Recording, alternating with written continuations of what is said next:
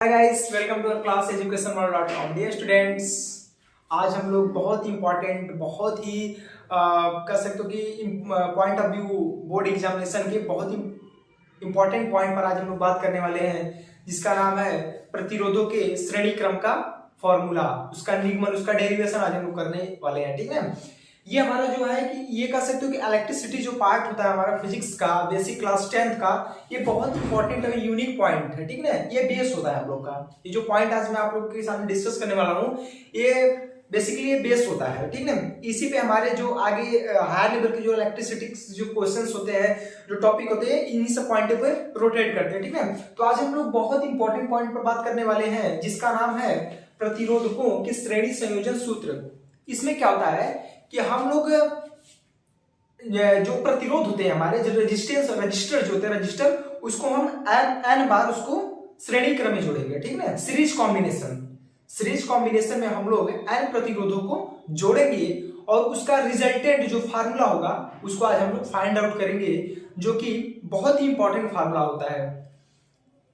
Basically मान लेते हैं यहाँ पे जैसे कि आप लोग को दिया हुआ है प्रतिरोधकों के श्रेणी संयोजन सूत्र। इसमें हम लोग करेंगे क्या कि एन प्रतिरोध को जोड़ना तो संभव तो है नहीं, अब उसके लिए तो ब्लैक बोर्ड तो बहुत बड़ा चाहिए। इसके लिए मैंने एज इंडिविजुअल एक पर्टिकुलर वैल्यू चेस कर लिया है। मान लिया चल भाई 5 है, ठीक ना, 5 प्रतिरोधों को मैं जोड़ा हूं। यहाँ पे देखिए प्रतिरोध संख्या 1 2 3 4 5, मैंने 5 जोड़ा। इस तरह से आप 6 जोड़ सकते हो, 7 जोड़ सकते हो, 8 जोड़ सकते हो। आपको जितना क्वेश्चन पूछेगा, जितना मतलब प्रतिरोध जोड़ने के लिए बोलेगा एग्जाम में, उसी के अकॉर्डिंग आप लोग उतना लेट कर सकते हो। ठीक है, तो मैंने यहाँ पे 5 प्रतिरोधों को लिया है। ठीक है, अब देखिए हमने सबसे पहले इसका इंस्ट्रक्शन किया। ठीक है, इसका पहले हमने फिगर ड्रा किया है। आइए मैं आप लोगों को फिगर सब पहले समझा देता हूं कि फिगर में पहले क्या क्या चीज है, कैसे फिगर बना है। ठीक है भाई, देखिए मैंने मेरा पहला लेक्चर ऐसा है कि जिसमें मैंने पहले से फिगर ड्रॉ किया है, वरना मैं ड्यूरिंग क्लास ही में फिगर को ड्रॉ करता हूँ, डेरिवेशन ड्यूरिंग क्लास ही करता हूँ, लेकिन थोड़ी सी टाइम कम हो जाती है, इसीलिए मैं पहले सोचा ड्रा कर दूं, उसके बाद मैं आप लोग को समझा दूंगा। तो आइए समझते इसमें किया गया। सबसे पहले हमने यहाँ पे ये क्या है, R1, जो R1 है, R1 is equal to R2 is equal to R3 is equal to R4 is equal to R5। ये सब क्या चीज है, ये सब क्या है, रजिस्टर है। ये सब रजिस्टर है भाई, ये सब क्या है, ये सब रजिस्टर है आपके। R1 हो, R1 R2 R3 R4, ये सब क्या हमारे रजिस्टर है। ठीक है, इसको हमने श्रेणी क्रम में, इसको हमने क्या किया, सीरीज कॉम्बिनेशन में एक दूसरे से हमने इसको अटैच कर दिया। ठीक है, उसको ज्वाइंट कर दिया, जोड़ दिया उसके सीरो को। ठीक है, अब देखिए हमने क्या किया है, ये हमारा वायर है, ये हमारा वायर है। ठीक है, ये वायर है। अब हमने क्या किया, यहाँ पे एक ईएमएफ का एक हमने सेल को जोड़ दिया। ठीक है, जिसका पॉजिटिव पोल है, निगेटिव पोल हमारा ये है। ठीक है, अब हमने इस सेल को जो जोड़ा है, तो हम लोग जानते हैं ये प्लस है। जो आवेश जो होते हैं, आवेश भाई इलेक्ट्रॉन से ही तो धारा बनती है हमारी, इलेक्ट्रिसिटी किससे बनती है, इलेक्ट्रॉन से ही बनती है। ठीक है, तो हमारे जो यहाँ से जब इलेक्ट्रॉन जब रिमूव करेंगे, जब यहाँ से इलेक्ट्रॉन जब हमारे जाएंगे, जिसको धारा बोलते हैं, इसी तरीके से जाएंगे ना, इधर से होते होते जब आवेश जब जाएंगे, आवेश इधर से जाएंगे हमारे, जब क्यों आवेश जब जाएंगे इधर से, जाते जाते जाते जाते हमारे किसमें एंटर करेंगे, R1 में एंटर करेंगे। ठीक है, R1 में एंटर करेंगे।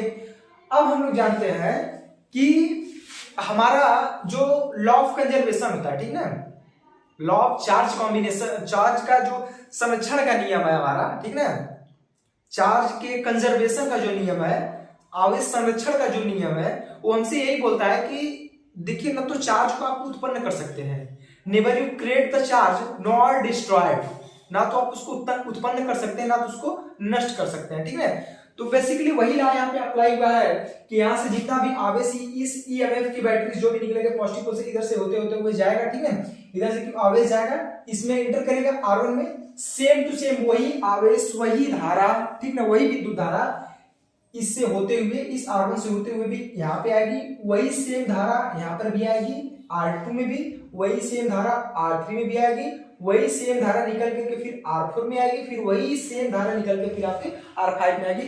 इससे इसका मतलब हमसे हमें ये प्रूफ हो रहा है कि आपकी जो धारा है, जो आपका चार्ज है, जो हमारा इलेक्ट्रिसिटी है, वो हमारा डिक्रीज नहीं हो, डिफ्यूज नहीं हो रहा है, ठीक है, डिस्ट्रॉय नहीं हो रहा है, वो कांस्टेंट है। कांस्टेंट मतलब कि जितना जा रहा है उतना निकल करके दूसरे में भी एंटर कर रहा है। ठीक है, तो चल भाई इतना तो हम लोग का क्लियर हो गया। अब हम लोग क्या करेंगे कि भाई अगर धारा बह रहा है, अगर यहाँ से आवेश बहेगी, आवेश प्रवाहित होगा तो कुछ विभवांतर तो भी होगा, विभवांतर तो भाई होगा, पोटेंशियल डिफरेंस तो भाई क्रिएट होगी। तो जब यहाँ से जब बैटरी में लगाया, यहाँ से आवेश यहाँ से गया, धारा इसमें एंटर किया, ठीक है। अब R1 के बीच में, R1 के सिरों के बीच में क्या हमें कोई विभवांतर नहीं मतलब क्रिएट होगा भाई, ऑब्वियसली विभवांतर तो उत्पन्न होगा ही, ठीक है। V बराबर आई आर से जानते हैं ना, V बराबर आई आर से, तो यहाँ पे क्या होगा कि आपका ये विभवांतर यहाँ पे क्रिएट होगा। तो लेट अस कंसीडर जो हमारा विभव होगा, ठीक है, R1 प्रतिरोध के बीच में क्या है, V1 प्रतिरोध है, ठीक। R2 के बीच में क्या है, V2 है। R3 के बीच में क्या है, V3 है। R4 के बीच में क्या है, V4 है। R5 के बीच में क्या है, V5 है। ये क्या हमारा पोटेंशियल विभवांतर उत्पन्न हो गया, विभव में अंतर, उसी विभवांतर बोलते हैं, ठीक है। तो ये हमारा क्रिएट हो जाएगा और यहाँ से हमारा धारा मतलब होते हुए गया, ठीक है। अब हम लोग जानते हैं कि क्या अगर हम लोग ऐसे कहें कि अगर इसका R1 का V1 है, R2 का V2 है, R3 का V3 है, R4 का V4 है, R5 का V5 है, तो क्या हम लोग ऐसा कर सकते हैं कि जो टोटल आपका पोटेंशियल होगा, टोटल जो विभवांतर होगा, जो टोटल हम यहाँ लिख सकते हैं ना,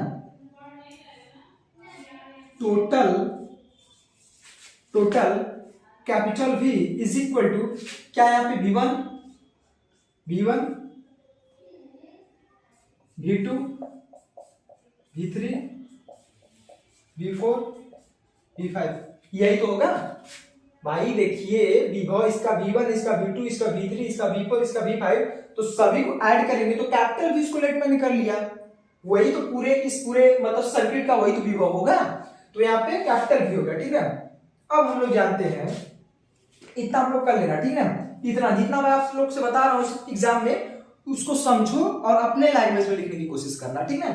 अब हम लोग क्या करेंगे कि यहां पे हम लोग क्या जानते हैं, V इक्वल टू क्या होता है,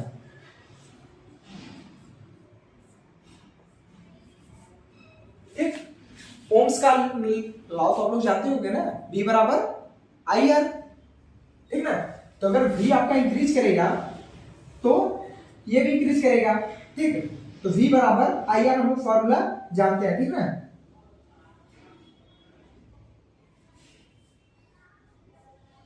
V बराबर आई आर हम लोग जानते हैं।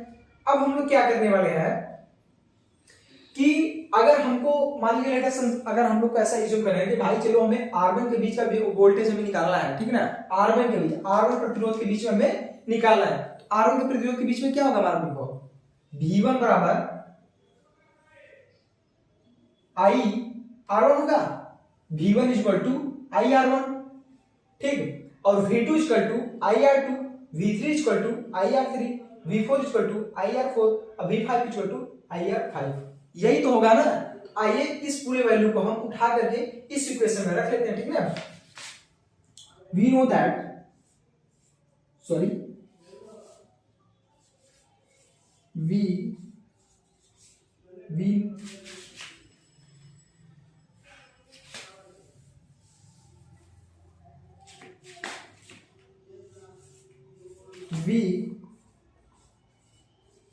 know that V is equal to I R, ये होता है हमारा।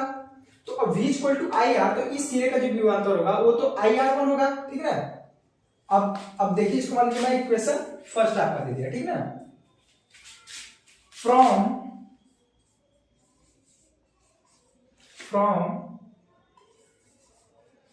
इक्वेशन फर्स्ट, ठीक।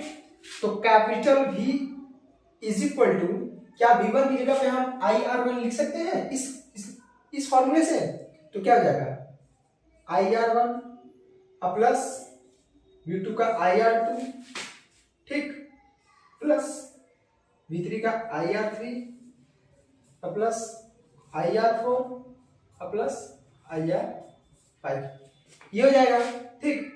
अब आइए देख लेते हैं, क्या यहां से अगर हम लोग I को कॉमन ले लें तो क्या capital V upon sorry capital V equal to का I यहाँ पे R1 R2 R3 R4 plus R5, ये हो जाएगा।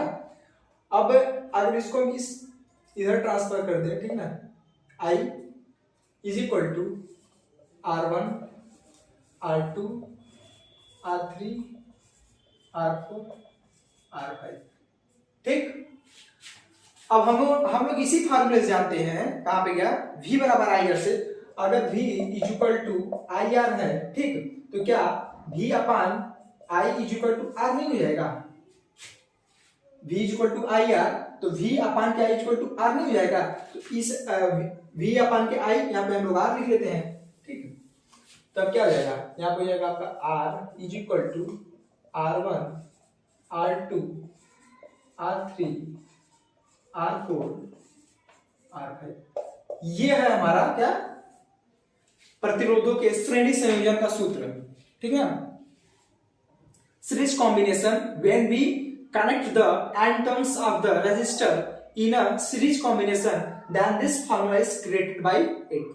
जब हम लोग n प्रतिरोधों को, n रेजिस्टर को एक साथ जब उसको श्रेणी क्रम में जोड़ते हैं, ठीक है, तो हमारा उसका जो रिजल्टेंट, ये रिजल्टेंट होता है भाई, ये रिजल्टेंट होता है। रिजल्टेंट जो प्रतिरोध होता है उन सभी प्रतिरोधों के सम के इक्वल होता है, ठीक है। तो ये बहुत इंपॉर्टेंट फॉर्मूला था, ये हमारा एग्जाम में पूछता है। तो जो मैंने आपसे बताया उसको आप देखना, उसको समझ करके उसके बाद थ्योरी आप लिख सकते हो, ठीक है। तो आज की वीडियो हम लोग बेसिकली यहीं तक बात करेंगे और नेक्स्ट लेक्चर में हम लोग पैरेलल कॉम्बिनेशन पे बात करने वाले हैं। तब तक के लिए थैंक यू, बाय बाय।